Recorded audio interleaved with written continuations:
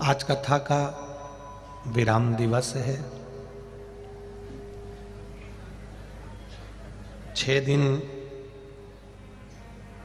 जो भगवान की शरणागति में आपने निकाले हैं,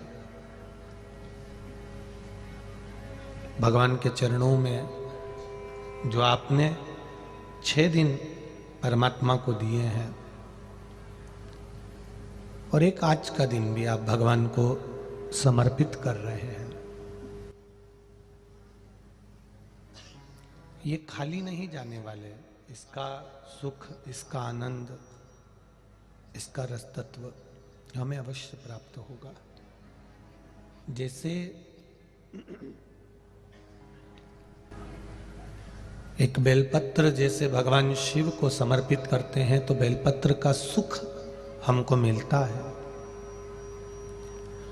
जल समर्पित करते हैं तो जल का सुख हमको प्राप्त होता है। आवाज पकड़ रहा है। एक चावल का दाना भी अगर हम भगवान शिव को समर्पित करते हैं तो उसका सुख भी हमको मिलता है।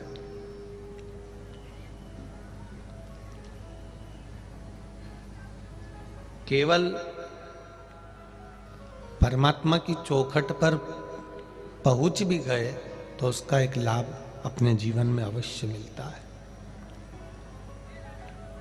और सरल भाषा में समझ लो तो जैसे कहते हैं ना कि गाय गोबर करती है, तो गाय का गोबर जब जमीन पर गिरता है तो धूल लेकर ही उठता है। उसी तरह आप किसी सतमार्ग की ओर गए हो, धर्म की ओर गए हो, अच्छी जगह गए हो, कथा सत्संग में गए हो, शिव पुराण में गए हो, मंदिर गए हो, देवालय गए हो, या भगवान की शरणागति में गए हो, तो वहां से जब उठकर अपने घर की ओर जाते हो तो खाली नहीं जाओगे। जैसे धूल लेकर गोबर भी उठता है, उसी तरह हम भी परमात्मा की कृपा लेकर ही उठते हैं। सलाम। आप में से काफियों ने पूछा एक्सपर्ट ऑप्शन के साथ कैसे ट्रेड करना है, तो आइए। तेरी कृपा बिना न हिले एक भी अणु, खाली नहीं बेच सकता। लाखों लाखों की संख्या में आप लोग यहां आए हो। ठंड भी कड़कड़ाती हुई पड़ रही है। रात भर इसी पंडाल में सो जाना, फिर उठ जाना, ठंडे पानी से स्नान कर लेना, फिर कीर्तन रात भर कर लेना।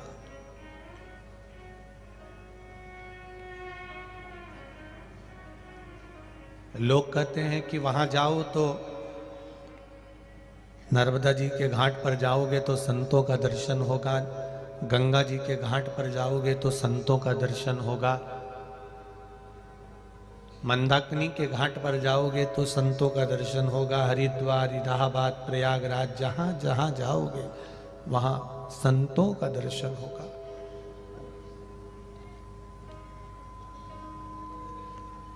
पर कहीं नहीं जा सको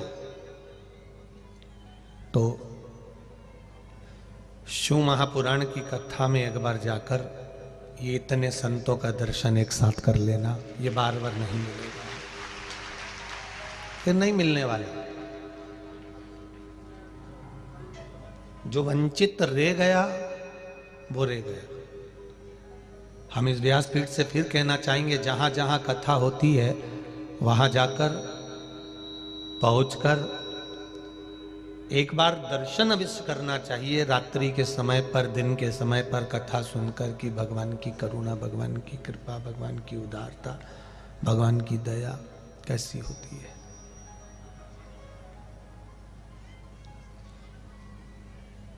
और धन्य है मेरी माताएं जो रात्रि में रुकने के लिए आती हैं, या भाई लोग कथा सुनने के लिए आते हैं, साथ में ढोलक और मंजीरे और झांझ भी लेकर आते हैं। धन्य है आप। प्रणाम। क्या चला रहे बाबा? धन्य है आप। आपकी श्रद्धा, आपका विश्वास, आपका भरोसा, आपकी दृढ़ता धन्य है।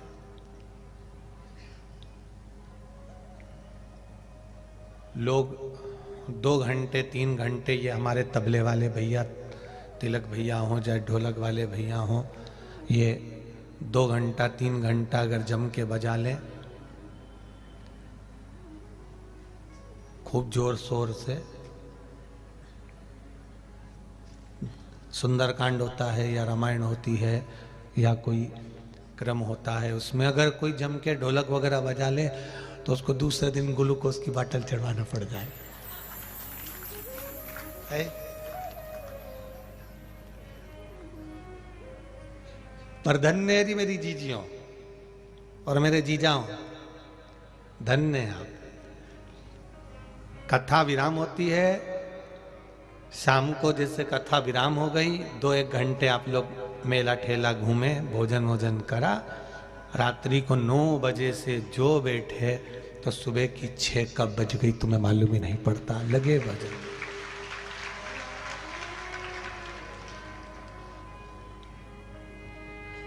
धन्यता है आपकी, साधुवाद है आपको। अपना कुछ समय, अपना कुछ पल, अपनी कुछ घड़ी आपने परमात्मा को दिया है।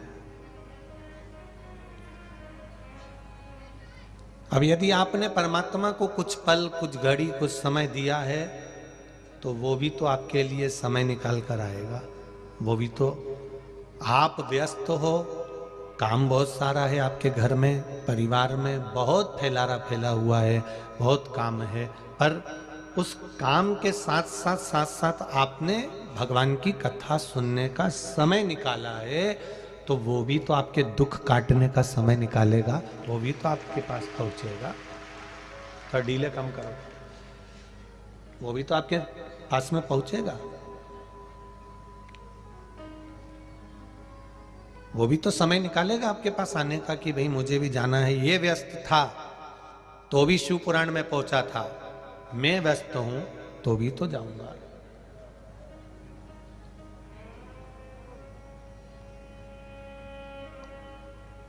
ये तेरी कृपा, तेरी उदारता, तेरी करुणा, तेरी वात्सल्यता, ये तेरे चरणों का सुख है जो हमको मिल रहा है।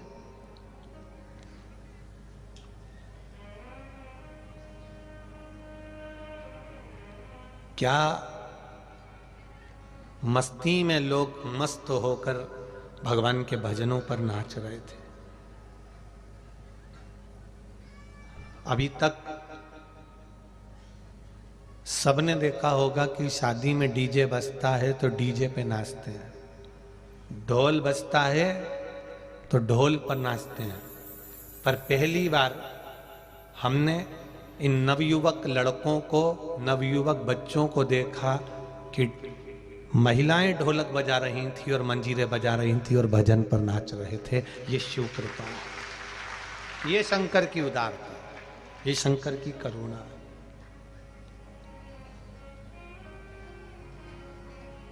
उसके सहारे पर पड़े हुए हो।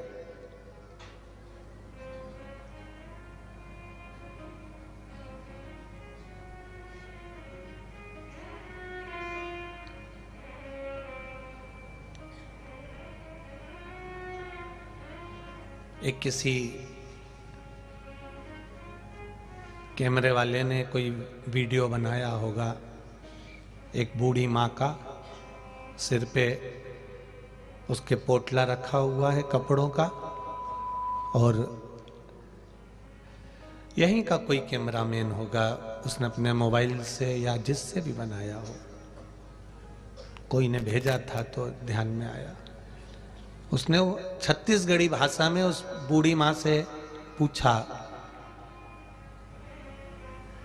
तुम कौन कौन आए हो? तो कहा ये मेरा भैया है, मैं इसकी बहन हूं, दोनों डोकरा, दोनों बूढ़े, मुंह में दांत नहीं, शरीर में आत नहीं, एकदम दुबरे पतरे से, बुढ़े अलग, सिर पे पोटला कपड़े का। कहां से आए हो?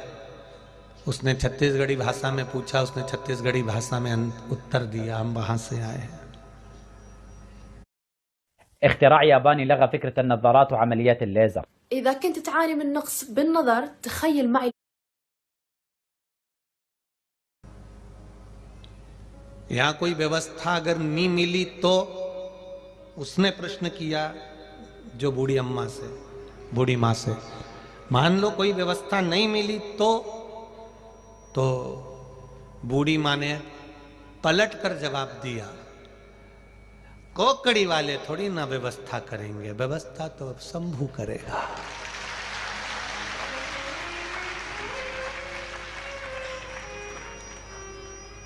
जहां कथा होती है, अभी इस कथा के बाद में परभणी में कथा है 13 तारीख से 17 तारीख तक 5 दिन की।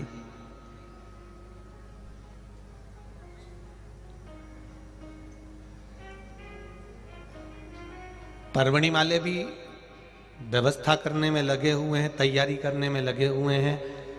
उनको भी अंदाजा नहीं रहता कि कितने आएंगे।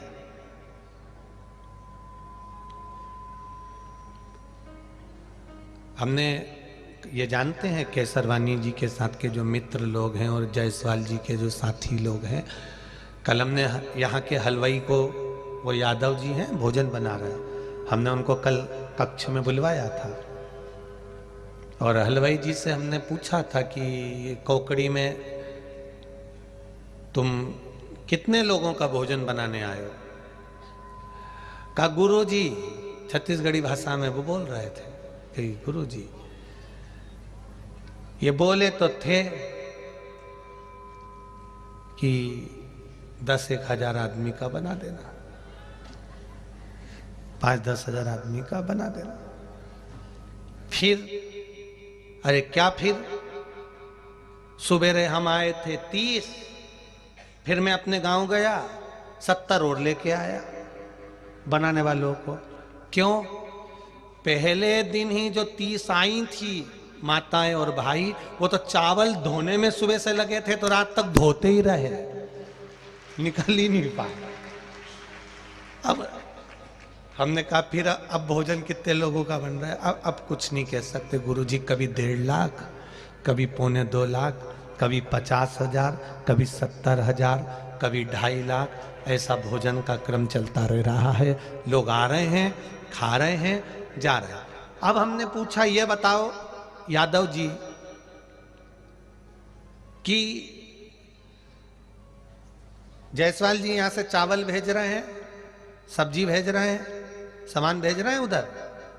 अरे गुरुजी, क्या दान दाता आए, गाड़ी भर भर के टमाटर लिया है, गाड़ी भर भर के पत्ता गोभी लिया है, गाड़ी भर भर के वो भटा लिया है और सब रखा हुआ है। इतना कोई चावल ला रहा, कोई कुछ ला रहा, कोई कुछ ला रहा। गुरुदेव, वो भोलेनाथ भंडारा चलाता है और भोलेनाथ ही खाता है, कोई दूसरे की सामर्थ्यता नहीं है। शिव महापुराण में लाखों लाखों लोगों को भोजन कराने की भी सामर्थ्यता अगर किसी की है तो वो शंकर भगवान अपनी देवी अन्नपूर्णा को पहले भेज देते हैं कि तू जा, इतने भगत आएंगे, भूखे ना सो जाएं, खाली पेट ना रह जाएं, इनको भोजन कराने की जवाबदारी तेरी है। मेरा शिव आते हैं, मेरे शंकर आते हैं, मेरा भोलेनाथ आता है, उससे पहले मां अन्नपूर्णा को भेज देता है 2 दिन पहले कि तुम जाकर भोजन तैयार करो, कोई भूखा ना सो जाए। और ये मेरा विश्वास कहता है, शिव महापुराण की कथा करते करते ये मेरा भरोसा कहता है, ये मेरा विश्वास कहता है, जितना तो तुम शादी में जाओगे तुम्हारा स्वागत नहीं होगा। टाइम पर चाय, टाइम पर बिस्कुट, टाइम पर दूध, टाइम पर भोजन, टाइम पर नाश्ता, ऐसी व्यवस्था केवल एक ही जगह मिल सकती है और वो शिव महापुराण की कथा है। और यहां देखा नहीं जाता कि ये वीआईपी है तो इसको ज्यादा देंगे, ये कम वीआईपी है तो इसको कम देंगे, ऐसा नहीं है। शंकर के धाम में शिव महापुराण की कथा में जो आया है, बालोदा बाजार से भी माताएं दर्शन करने आ रही थी तो झोले में भर भर के बिस्कुट के पूड़े ला रही थी, मेरी बालोदा बाजार की जीजियों को मैं प्रणाम करता हूं, आपके विश्वास को प्रणाम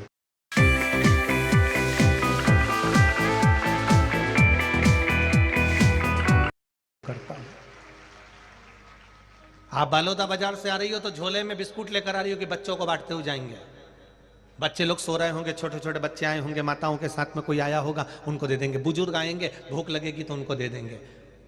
मैं धन्यवाद दूंगा बालोदा की एक बहन को, रोज रात्रि को आती थी और रोज रात्रि को आकर प्रतिदिन रात्रि को कहीं बिस्कुट, कहीं टॉफी, कहीं कोई सामग्री, कहीं पानी की छोटी छोटी बोतलें, कहीं पाउच, कुछ भी उसके हाथ में आता था वो देकर चली जाती थी। धन्य, हम पहचानते नहीं पर आपकी श्रद्धा को नमन करते हैं, आपके विश्वास को नमन करते हैं, आपके भरोसे को नमन करते हैं। कितनी व्यवस्था कोई दूसरा नहीं कर सकता, ये शंकर के सिवाय कोई नहीं करेगा। कोकड़ी गांव के एक एक कार्यकर्ता, जायसवाल परिवार ने तो कथा कराई, परिवार तो लगा ही था पर साथ में उनकी मित्र मंडली और एक एक कार्यकर्ता भी तत्परता से कार्य करे।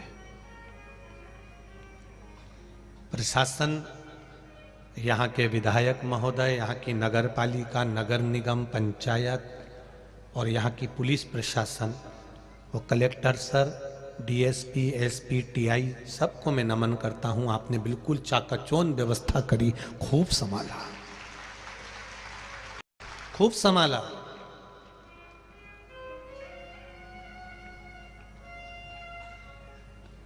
भक्ति का बल भजन से, और भजन जब तक जिंदगी में नहीं आएगा तब तक सुख का अनुभव नहीं हो सकता। एक सुंदर कथा आती है आशुतोष भगवान की। एक प्राचीन समय में एक रत्नभद्र नाम के एक धर्मात्मा यक्ष हुए, जिनका नाम था रत्नभद्र। यक्ष लोक में रहते थे, यक्ष थे। अब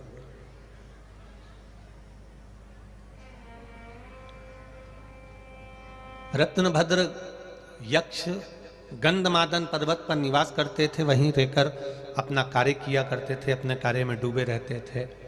उनके घर में एक बेटे ने जन्म लिया जिसका नाम था पूर्णभद्र। अब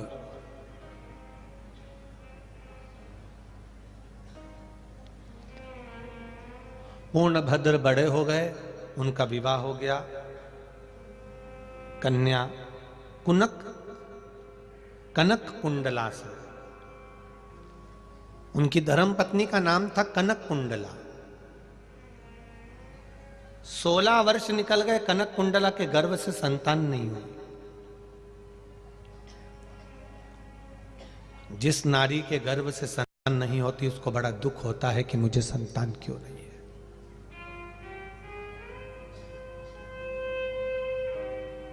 एक प्रश्न सारी दुनिया में आकर खड़ा हो जाता है। अकल देने वाले, बुद्धि देने वाले कई लोग आपको मिलेंगे और कहते हैं जब नारी का गर्भ रहे तो शंकर जी के मंदिर मत जाओ, शिव जी का स्पर्श मत करो, शंकर पे जल मत चढ़ाओ, शंकर पे बेलपत्र मत चढ़ाओ। ये अकल देने वाले आपको बहुत मिलेंगे।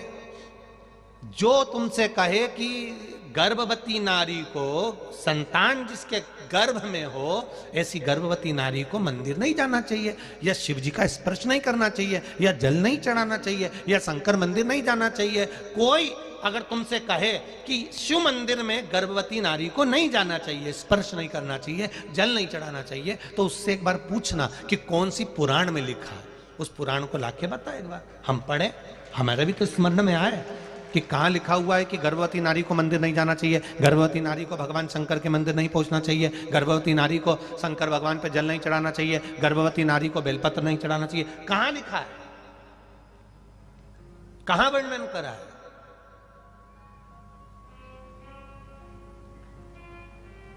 कितना सुंदर कहा है, गर्भ में संतान हो तो भजन करो, गर्भ में संतान हो तो रामायण, गीता, हमारे वेद, हमारे शास्त्र, हमारे पुराणों को पढ़ो। इतना भी नहीं कर सकते तो रोज प्रतिदिन भगवान के मंदिर में जाकर एक लोटा जल चढ़ाओ, भगवान का दर्शन करो, उनका पूजन करो, उनका स्मरण करो। क्यों कहते हैं, किस लिए कहते हैं?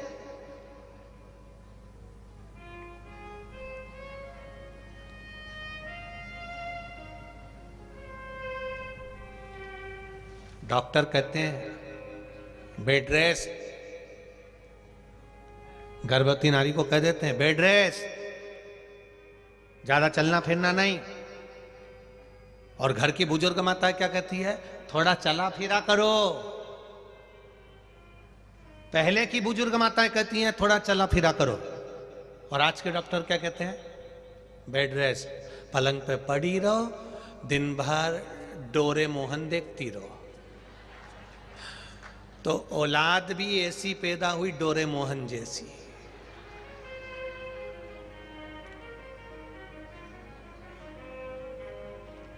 ऐसी औलाद पैदा हुई कि रो रही है कि हंस रही है मालूम ही नहीं पड़ता, डोरे मोहन हंसता है कि रोता मालूम ही नहीं पड़ता।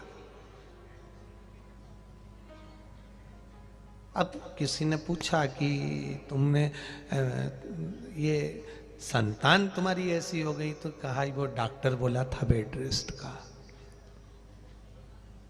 डॉक्टर ने बेड रेस्ट होने का बोला था, पर डोरे मोहन देखने का नहीं बोला था।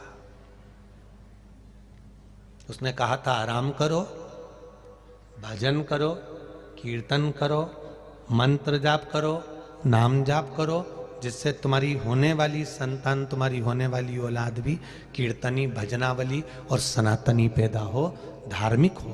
तो ऐसी संतान हो।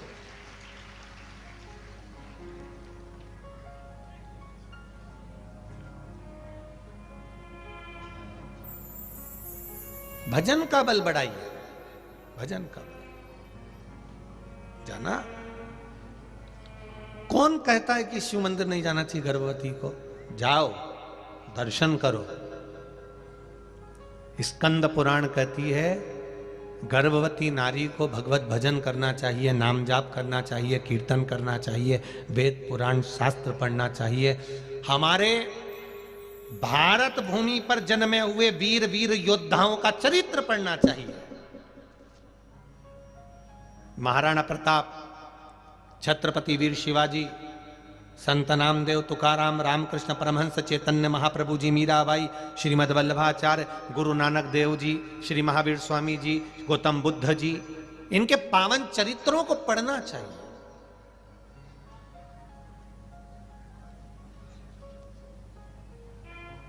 पढ़ो इनको। और नहीं पढ़ सकते तो कहीं कथा सुन लो, वो भी नहीं कर सकते तो शिव मंदिर में एक लोटा जल चढ़ाओ। क्या होगा उससे? उससे फल क्या मिलेगा? शिव महापुराण की कथा कहती है, स्कंद पुराण कहती है, जब नारी भगवान शंकर पर जल समर्पित करती है या शिव मंदिर में जाकर दर्शन करती है, तो उसके गर्भ में अगर मान लो संतान किसी कारण से, कोई ग्रह नक्षत्र के कारण विकलांग हो रही हो, कोई शरीर से कष्टवान हो रही हो, तो मात्र शिव के दर्शन कर कर वो संतान भी स्वस्थ पैदा होती है, स्वस्थ जन्म लेती है। Hello. Hi. I'm Nika. I'm Alex. Nice to meet you. So maybe you can make me happy? How can I make you happy? Buy one for me. To buy you one Apartment. Yes, yes, yes. Okay, that's easy. It's very easy. It's very easy. You can get one for me by this app. Okay. You just can pay the down payment and the apartment will be mine. I like this one very much. Okay, I see. No problem. Here's your down payment, but you have to give me something in return, of course. What? A date. Oh, yes, sure. Okay, deal. Yes, yes. Okay. Thank you. Anytime. Bye.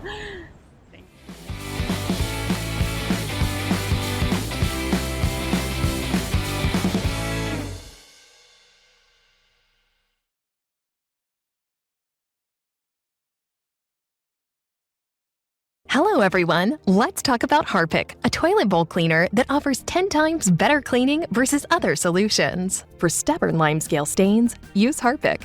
Its thick and concentrated formula.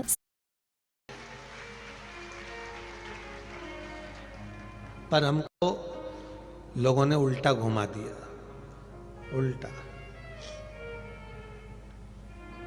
कहने वालों ने कह दिया कि नहीं नहीं, मंदिर मत जाना, शिव मंदिर में मत जाओ, जल मत चढ़ाओ, पूजन मत करो। ये हमें उल्टा घुमाया गया है, उल्टा। पर शिव महापुराण की कथा कहती है, दुख की घड़ी हो, तकलीफ का समय हो, कष्ट का समय हो, शिव मंदिर मत छोड़ना। एक पत्र आया है, देखिए।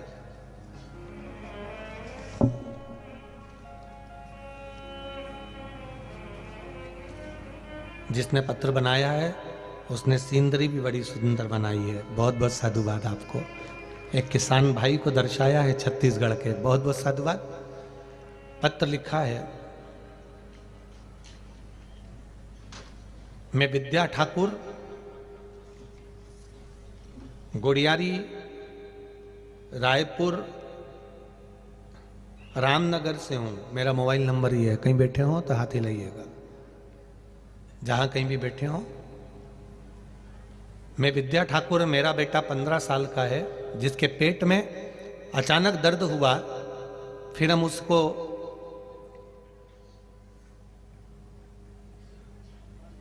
अंशु डायग्नोस्टिक सेंटर लेकर गए। वहां 15/10/2022 को सोनोग्राफी के लिए लेकर गए। तब हमें पता लगा कि हमारे बेटे के दोनों किडनी, दाईं और बाईं, जिसमें एक किडनी बहुत छोटी पड़ गई है और दूसरी किडनी ने काम करना बंद कर दिया है।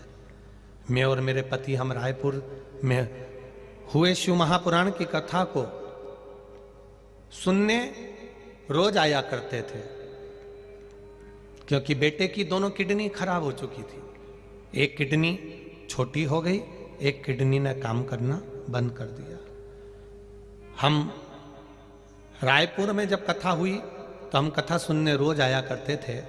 कथा से प्रेरित होकर हम कभी शिव मंदिर तो नहीं गए, पर कथा सुनने के बाद में रायपुर गुड़ियारी में जब कथा सुनी, तब हमने शंकर जी के मंदिर जाना प्रारंभ किया। 15 दिनों के अंदर हमने आपके कहने अनुसार शिव जी को जल चढ़ाया, बेलपत्री लाए, अपने बच्चे को देना चालू करी, जिसकी उम्र 15 साल की है। डॉक्टरों ने तो हाथ टेक दिए थे कि किडनी बदलना पड़ेगी, किडनी खराब हो चुकी है, दोनों ही किडनी गड़बड़ हो गई हैं। तब हमने शिव जी पे छोड़ दिया। और पंडाल में आप कहते हो ना कि कथा सुनने वाले का भगवान भोलेनाथ सुनता है, हमने भी यही विश्वास से कथा सुनी। और 15 दिन हुए जल चढ़ाते हुए, बेलपत्र लाकर बेटे को खिलाते हुए। बेटे को भी हम मंदिर भेजने लगे, उससे भी पूजन पाठ कराने लगे। बाबा की कृपा से वो भी शिव जी की आराधना करने लगा। और दूसरी बार जब जांच हुई तो बाबा की कृपा से अब उसकी किडनी काम करना प्रारंभ कर दी। ये शिव तत्व है, ये शंकर है, योग है।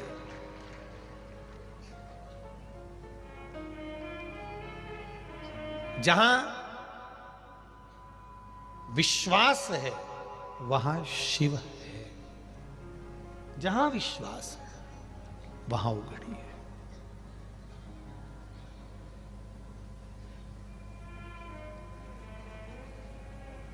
जहां से विश्वास समाप्त हो जाता है, फिर मां भगवान नहीं रहता, फिर तुम हो, फिर तुम अपनी मनमानी जो करना है कर सकते हो। जहां पर विश्वास है वहां परमात्मा है। मानो तो गंगा जल हूं और ना मानो तो बहता पानी हूं। मानो तो ये कुबेर भंडारी है, मानो तो ये कुबेरेश्वर महादेव है, मानो तो ये केवल शिव महापुराण की पोथी नहीं है, ये सीहोर कुबेरेश्वर धाम से आया हुआ कुबेर भंडारी 7 दिन यहां रहता है, तो वो आपको देता है। कई लोग कहते हैं हम दूसरी जगह भी शिव पुराण सुनने जाते हैं, कई लोग कहते हैं हम वहां भी कथा सुनने जाते हैं, पर यहां कथा श्रवण करते हैं उसमें अंतर हो जाता है। हम कहते कथा में कोई अंतर नहीं है, बस हम सीहोर से जब चलते हैं तो अकेला नहीं चलते, हमारा विश्वास, हमारा कुबेरेश्वर महादेव हमारे साथ में हर पल चल रहा है। उसकी कृपा बरसती रहे, उसकी दया बरसती रहे, करुणा होती रहे। विश्वास रखना, भरोसा रखना। ये जायसवाल परिवार में उनकी एक बेटी का मेरे को कल बता रहे थे जायसवाल जी, कौन, राकेश जायसवाल की बेटी थी कि किनकी थी, कि आप ही की थी, राकेश जी की। ये बेटी इसको गोदी में लेकर, आप लोग तो कोकड़ी वाले, इनको मालूम भी होगा कि इतनी तबीयत खराब हो गई थी इसकी कि इसके पांव से इतने शरीर से चलना बंद हो गया था, पलंग पर पड़ी रहती थी, गोदी में उठाना पड़ता था। क्यों जायसवाल जी? गोदी में उठाना पड़ता था, ले जाना पड़ता था। तब वेणु शंकर जी ने तुरंत कहा, भैया ये रुद्राक्ष मेरे सीहोर से आया है, इस रुद्राक्ष को इसके गले में डाल दो और इसी का पानी पिलाओ। उसी रुद्राक्ष का पानी पिलाना वो आज तक बेटी के गले में पड़ा हुआ है। जिस दिन से डाला उसके 20 मिनट बाद बेटी ने चलना प्रारंभ कर दिया था। ये शिव तत्व है, ये ओघड़ी है, ये शंकर है।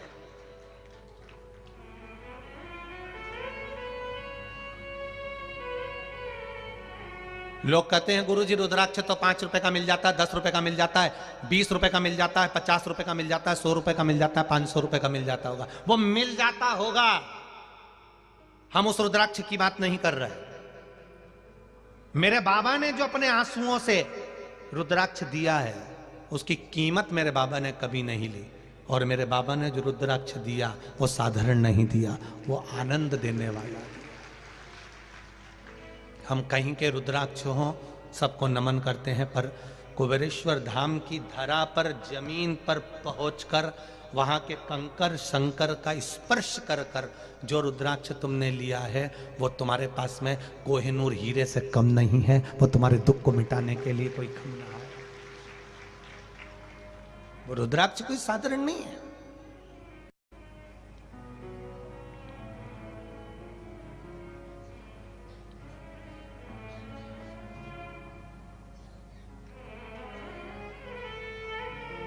केवल विश्वास, भरोसा, दृढ़ता, आपका भजन, आपका कीर्तन, आपका मंत्र जाप, आपका स्मरण, आप जो यहां बैठकर कथा सुन रहे हो और जितने लोग आस्था चैनल पर सुन रहे हैं, जितने फेसबुक यूट्यूब पर सुन रहे हैं, इनका विश्वास दृढ़ हुआ है, उसके कारण शिव मिला है।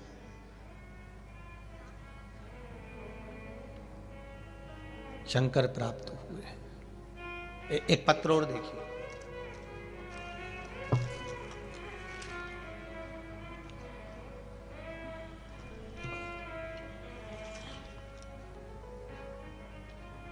गुरुदेव, मैं पूनम कौर छावड़ा, भिलाई खुर्सी पार है, खुर्सी पार छत्तीसगढ़ से हूं। कहीं बैठी हो तो हाथ हिलाइएगा, जहां कहीं भी बैठी हो अपना हाथ हिलाइएगा। मैं इधर है क्या? पूनम कौर छावड़ा, भिलाई कुर्सी पार छत्तीसगढ़ से हूं। एक लाइन आपने लिखी है, खाली न जाता कोई दर से तुम्हारे। आप भी बोलिए, खाली न जाता कोई दर से तुम्हारे। मैं भी खड़ी हूँ नन्ही बाहें पसारे, मैं भी खड़ी हूँ नन्ही बाहें पसारे। अपने हृदय से लगा लो, गिरा जा रहा हूँ, उठा लो,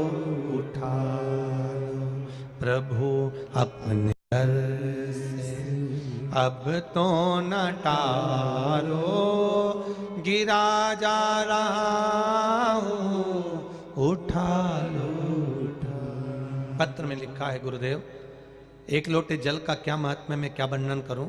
मेरी बेटी जो कि 16 साल की है, वह जब 3 साल की थी तो उसकी आंखों में अचानक एक बीमारी हो गई, जिससे उसके आंखों में एक बूंद आंसू नहीं आता था। गुरुदेव, मेरी बेटी सूरज की रोशनी, लाइट की रोशनी सहन नहीं कर सकती थी, क्योंकि उसकी आंख का पानी सूख चुका था, नलियां सिकुड़ चुकी थी, आंखों से दिखना बंद हो गया था। धीरे धीरे उसकी आंख की रोशनी चली गई, उसके इलाज चलता रहा। पूरा भिलाई, रायपुर, छत्तीसगढ़ का एक एक हॉस्पिटल दिखाया, फिर चेन्नई भी ले गए, आंख की रोशनी नहीं आई। गुरुदेव, बाद में मालूम पड़ा कि हैदराबाद में कहीं आंखों का इलाज होता है, तो हम हैदराबाद लेकर गए। अमृतसर के हॉस्पिटल में भी उसको लेकर गए, परंतु उसको सफलता नहीं मिली। गुरुदेव, 3 वर्ष की आयु से उसकी आंखें जाती रही। 16 साल की हो गई, आंखें पूरी तरह से चली गई। आंख से आंसू नहीं निकलता, दिखना बंद हो गया, परेशानियां बढ़ गईं। तब आपने कथा कह रहे थे और किसी ने उस कथा की लिंक हमको भेज दी। हमने उस कथा को सुना। उसी दिन कथा में आपने कहा था जी पर जल चढ़ाना है, शहद चढ़ाना है और उसका प्रयोग करना है। वो प्रयोग आपने जो बताया था, उस प्रयोग को हमने शिवरात्रि के रात के 12 बजे किया और उस शहद को लगाना प्रारंभ किया। बाबा की कृपा से, शिव की कृपा से बाबा को पीला चंदन लगाते, शहद चढ़ाते, पीपल के पत्ते वाला प्रयोग करते। 3-4 प्रयोग करे। आज बाबा की कृपा से उसकी आंखें बाबा ने वापिस कर दी। गुरुदेव, हम बाबा को नमन करने के लिए आए। श्री शिवाय नमस्तुभ्यम। गुरुदेव, ये सब होते होते बाबा ने आंखें तो दे दी गुरुदेव, पर 16 वर्ष की आयु के बाद में उसके दोनों ब्रेस्ट में 2 गांठ हो गई। गुरुदेव, उसके दोनों ब्रेस्ट में गांठ हो गई। 2 गांठ जब उसके ब्रेस्ट में हो गई, डॉक्टर को दिखाया तो उन्होंने कहा इसका ऑपरेशन करना पड़ेगा। गुरुदेव, 16 साल की बेटी, उसका ऑपरेशन कैसे करा दें। बड़ी आंख में आंसू भरे हुए थे, वो भी रो रही थी, कर रही थी, आंख आ गई और शरीर बेकार हो गया। मां, उसने खुद शिव जी के मंदिर जाना प्रारंभ करा, 1 लोटा जल चढ़ाना प्रारंभ करा, मंदिर के दरवाजे पे ही बैठी रहती और बेलपत्र लेकर खा लेती। जो दर्शन करने के लिए मंदिर में आता, उसके चरणों को प्रणाम कर लेती। मेरी बेटी सबको धोख लगाती, श्री शिवाय नमस्तुभ्यम कहती। बेलपत्र खाते खाते 1 महीना बीत गया। तब उसने फिर पुनः जांच करवाई। डॉक्टर ने कह दिया दोनों गांठ गल चुकी है, एक भी गांठ नहीं है शरीर। ये शिव तत्व है, ये शंकर, ये औघड़ी है। उसकी कृपा, उसकी करुणा, उसकी उदारता मूल है। विश्वास दृढ़ है। ना कोई बेल है, ना कोई भभूति है, ना कोई मंत्र है, ना कोई तंत्र है। क्योंकि मंत्र, तंत्र और विद्या थोड़े दिन चलती है, पर तुम्हारा भजन का बल जिंदगी भर चलता है। तुम्हारा भजन, शिव के प्रति लगन, शंकर भगवान के प्रति विश्वास और तुम्हारी दृढ़ता, ये कभी समाप्त नहीं होना चाहिए। दुनिया के लोग तुम्हें भटकाएंगे, दुनिया के लोग अपशब्द कहेंगे, दुनिया के लोग ताने देंगे, दुनिया के लोग तुम मंदिर जाना चालू कर दोगे तो 2-4 महीने में, 8 महीने में दुनिया के लोग तुम्हें भटका देंगे। वहाँ क्यों जा रही है, चल मैं दूसरी जगह ले चलता हूँ, चल मैं उधर ले चलते हूँ, वहाँ पर ऐसा हो रहा है, वहाँ ऐसी विद्या हो रही है, वहाँ ये छूछा हो रहा है। लोग ले जाकर तुम्हें दूसरी जगह पटकने का सोचेंगे। पर तुम एक जगह पर अगर दिल से लगे रहे, एक जगह पर दिल से रमे रहे, तो ये निश्चित है, निश्चित है।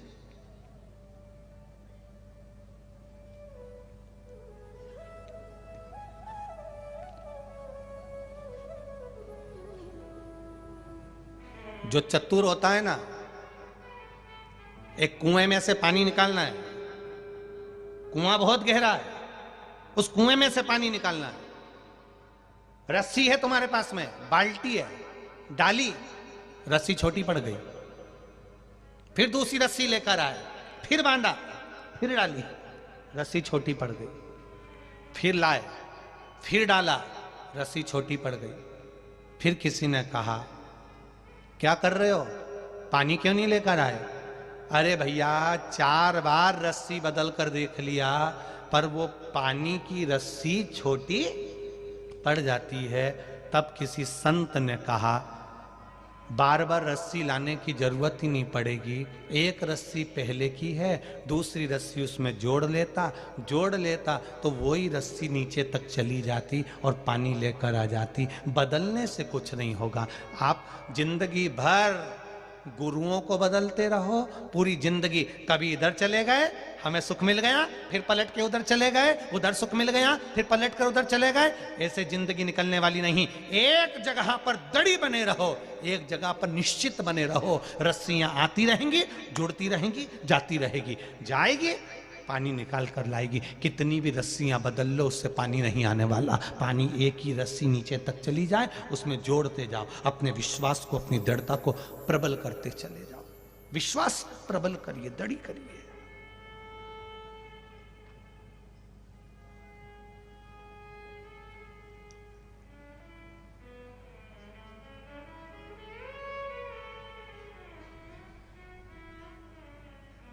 महाराज, जब विश्वास दृढ़ होता चले जाएगा, परमात्मा को मिलने में फिर देरी नहीं होगी।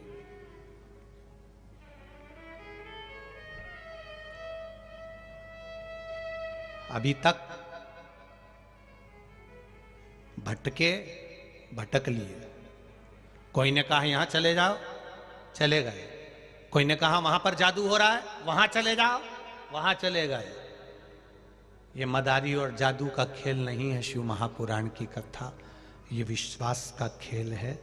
जितना भरोसा मेरे महादेव पर करोगे, वो आंख बंद कर कर उतना विश्वास तुम पर करेगा। तुमने तो 1 रुपया मांगा है, वो झोली इतनी भर देगा कि खाली रह नहीं पाएगी। इतनी कृपा कर दो, देता है वो।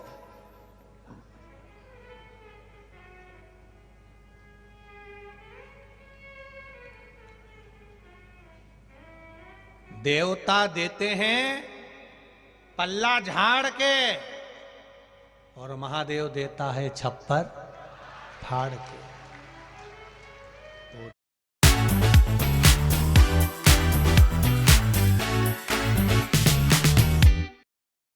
देव अधिदेव महादेव है, वो पल्ला झाड़ के नहीं देता कि तेरे भाग्य में कितना लिखा है। वो तो दे देता है, फिर भूल जाता है कि मैंने इसको दिया। आपको मालूम नहीं पड़ता कि आपकी जिंदगी के कितने दुख ऐसे हैं जो केवल जल चढ़ाने से समाप्त होते गए, तुम्हें मालूम नहीं पड़ने दिया भगवान ने।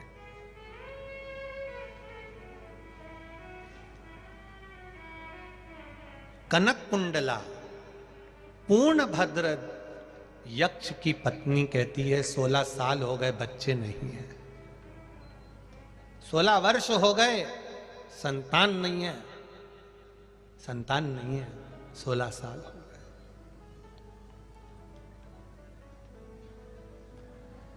पूर्णभद्र अपनी पत्नी से कहा, मुझे भी दुख होता है, ये राज्य कौन संभालेगा, ये सत्ता कौन संभालेगा। जब औलाद ही नहीं है तो फिर कौन संभालने वाला।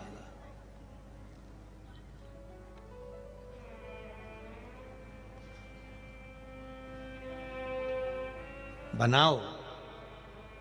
जो बच्चा संस्कारित है, जो बच्चा तुम्हारे कहने पर चल रहा हो, जो बच्चा तुम्हारे अनुकूल रह रहा हो, उसके लिए घर भी बनाओ, उसके लिए गाड़ी भी बनाओ, उसके लिए बंगला भी बनाओ।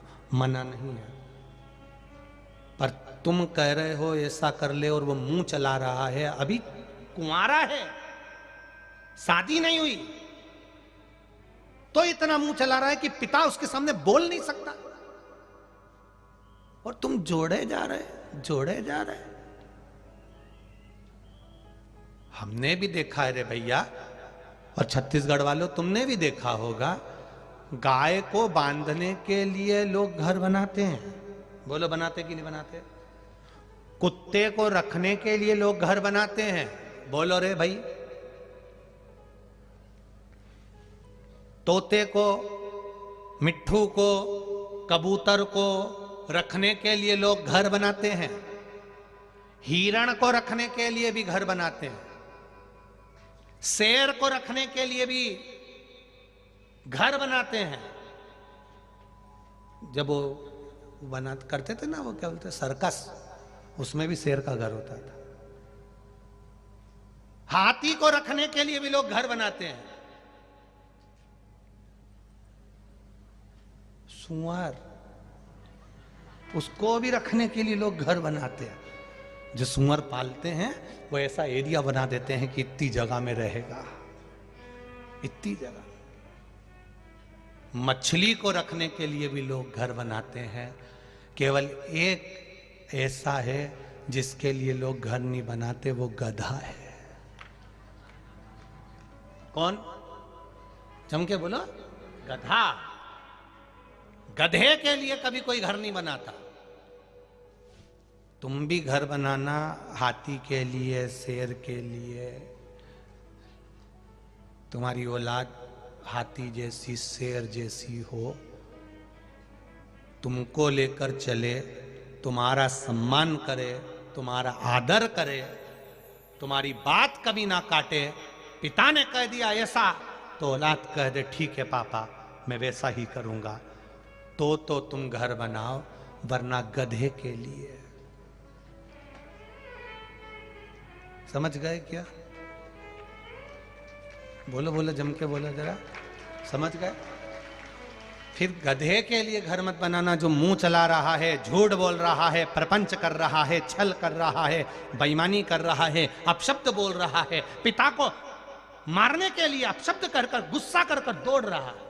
किसके लिए बना रहे हो?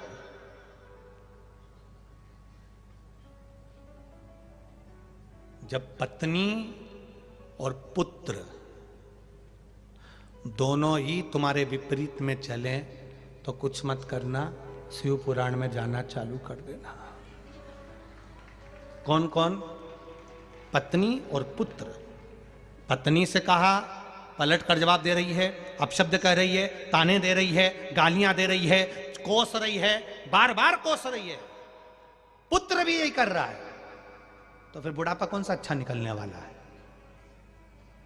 पहले से अपने जीवन को संस्कारित बनाने का प्रयास करो। अपने बच्चों को एक लोटा जल का, लोटा भी आया,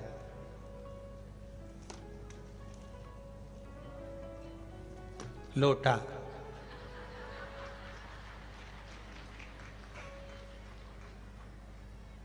एक लोटा जल का अपने बच्चों को पकड़ाइए और बच्चों से कहिए कि तू मंदिर जाना चालू कर, क्योंकि वो ये सिर झुकाना परमात्मा के आगे अगर चालू कर देगा तो ये निश्चित है एक ना एक दिन वो आपके आगे भी सिर झुकाएगा, कड़क होकर खड़ा नहीं होगा। बहुत जरूरी हो गया है संस्कार नवयुवक बच्चों को आज के नाटक फिल्मों को देखकर और ये नाटकों को देखकर, इन सीरियलों को देखकर लोग इतने बिगड़ रहे हैं, इतने बिगड़ रहे हैं कि घर के माँ बाप 24 घंटा रोते हैं बच्चों के लिए। 24 घंटा।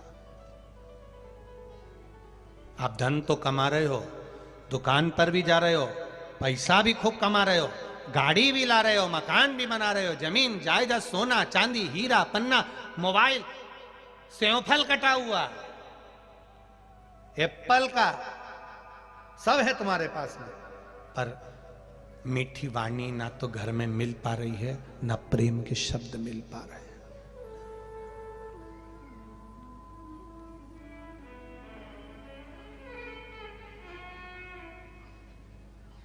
हम हमेशा कहते हैं कथा में अपनी कि शिव महापुराण की कथा कोई सुनने आए ना, तो हम कार्यकर्ताओं से भी कहते रहे हैं और केवल यहीं से, यहाँ तो कथा आज पूरी हो जाएगी, पर जहाँ जहाँ कथा है वो भी स्मरण में रखें अपनी, कि जब भी हम कहते हैं एक बात जरूर कहते हैं कि कोई कथा सुनने आया है ना, उससे मीठी वाणी में बात करिए, क्योंकि वो दिल से कितना धोखा खाया होगा, कितनी गालियां खाया होगा, कितनी चोट उसको हृदय में लगी होगी, तब मेरे भोले की शरण में आया होगा। तो साधारण नहीं है।